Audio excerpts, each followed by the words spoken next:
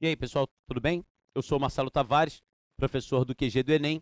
Nós estamos aqui para falarmos sobre as 5 questões mais difíceis do Enem 2015. Já falamos sobre a questão de número 5, agora estamos na questão de número 4, dentro desse grau crescente de dificuldade. Dá uma olhada na charge que inicia essa questão separada para que a gente possa trabalhar. Olha só. Quando você olha, a questão mostra uma charge do Ziraldo. A data aqui ela é importante, é interessante que você leve em consideração a todo momento, quando fizer análise de charge, a data em que a charge foi produzida, 1974, e aí você tem a cena de uma família conversando. A mãe diz: só esse ano já entraram no país 3 bilhões de dólares. O pagamento começa a ser feito daqui a 10 anos. O pai olha para o filho e fala: tadinho. Ou seja, quem vai pagar a conta é a próxima geração. Essa informação presente na charge, combinada à percepção da data, já fazem com que o candidato identifique qual é o cenário e, principalmente, aquilo que a charge quer enfocar. Vamos lá.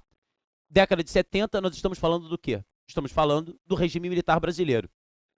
Em 1974, nós temos a passagem do governo de Emílio Garrastazu Médici para o governo de Ernesto Geisel.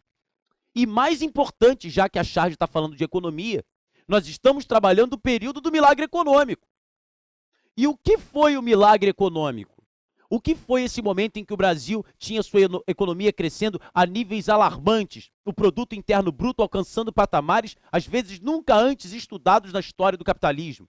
O brasileiro olhava para sua economia e percebia que éramos uma potência e que o nosso futuro era um futuro de progresso quase inevitável. Qual é a questão que está sendo colocada aqui? Olha o slide comigo. O projeto marcado pelo milagre econômico foi, na verdade, a continuação de um projeto nacional desenvolvimentista. Esse projeto nacional desenvolvimentista já tinha sido apresentado pela primeira vez durante o governo de Juscelino Kubitschek, entre 1956 e 1960. O nacional desenvolvimentismo ele é marcado por um tripé econômico. Por um lado, acontecem fortes intervenções estatais na economia. Essas intervenções têm por objetivo dinamizar, maximizar o cenário econômico. Por outro lado, o nacional desenvolvimentismo conta também com forte mobilização de capital estrangeiro. O objetivo é atrair esse capital estrangeiro, garantindo uma série de benefícios e facilidades para empresas multinacionais, para que elas cheguem ao país e consigam gerar o aumento da produtividade e oferta de empregos. Por outro lado, há também uma forte mobilização do capital nacional. Os empresários nacionais têm facilidade no sentido da obtenção de créditos, destacando-se aqui, por exemplo, os créditos apanhados no BNDE, mais tarde, como chamamos hoje, o BNDES. Então, o chamado milagre econômico, ele foi marcado, por um lado, por uma forte intervenção do Estado. De que forma nós perceberíamos essa intervenção do Estado? Perceberíamos, por exemplo, através das famosas obras faraônicas, hidrelétrica de Itaipu, a ponte Rio-Niterói, lembra?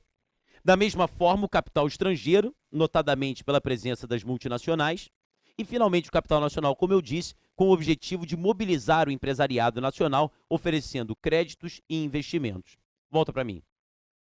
O que deve chamar a atenção de vocês é que esse tripé econômico, ele se sustenta desde que as 3 estruturas estejam firmes e consolidadas. E se você parar para pensar, das 3 estruturas, a mais volátil, a mais insegura é a presença de capital estrangeiro.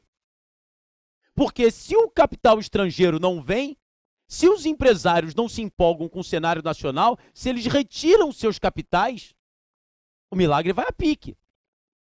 Outra, esse capital estrangeiro está chegando aqui, obviamente, com o objetivo de lucro. Obviamente, em busca de facilidades.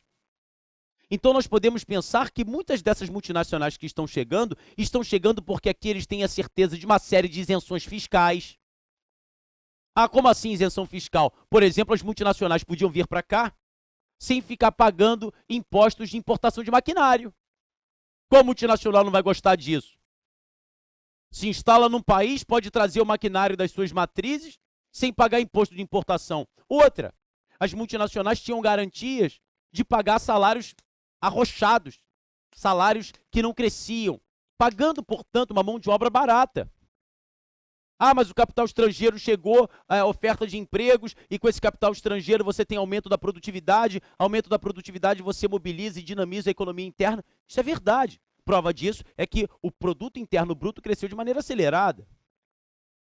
Mas a questão toda é, chega uma hora que tem que pagar a conta.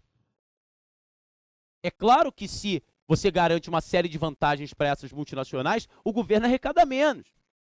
E esse governo arrecada menos, tendo que gastar nas obras faraônicas, tendo que mobilizar o capital interno. Então chega uma hora que você tem o estresse completo da relação do governo com a sua própria estabilidade monetária.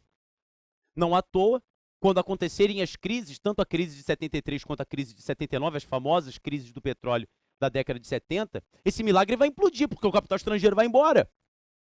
Aí o milagre vai mostrar as suas chagas. A dependência em relação ao capital estrangeiro, a dependência em relação à importação de petróleo. Então o que a charge está colocando é justamente a análise desse paradoxo. Ah, estão chegando capitais, a gente só começa a pagar daqui a 10 anos, aí o pai fala, tadinho, vai chegar uma hora que vai ter que pagar a conta. Ou seja, houve milagre, houve desenvolvimento econômico acelerado, houve aumento do PIB? Houve. Mas tudo isso subordinado à necessidade crescente da presença do capital estrangeiro. Essa que é a ideia que a charge está querendo colocar. Vamos olhar as opções. Aí o cara diz assim, no período de 1964 a 1985, a estratégia do regime militar abordada na charge, ou seja, aqui você tinha que lembrar de nacional-desenvolvimentismo, aqui você tinha que lembrar daquele estatismo, do keynesianismo militar, aqui você tinha que lembrar da presença de capital estrangeiro, tudo isso sustentando o que ficaria conhecido como milagre. Aí olha as opções. A estratégia do regime militar abordada na charge. Ah, teve preocupação com segurança nacional? Teve, mas não está abordado na charge. Letra B, captação de financiamentos estrangeiros. Já chegamos ao ponto. Corte nos gastos públicos? Pelo contrário, né? Na verdade, os gastos públicos aumentaram. Nacionalização, brincadeira, de empresas multinacionais, pelo contrário.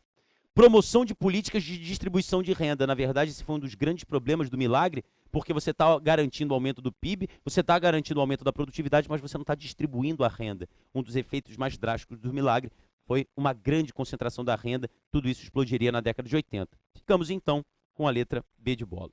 Tá bom? Pessoal, essa foi a questão número 4. Eu espero vocês daqui a pouco para a gente conversar a respeito da questão número 3, nesse grau crescente de dificuldade. Tá bom? Te vejo lá.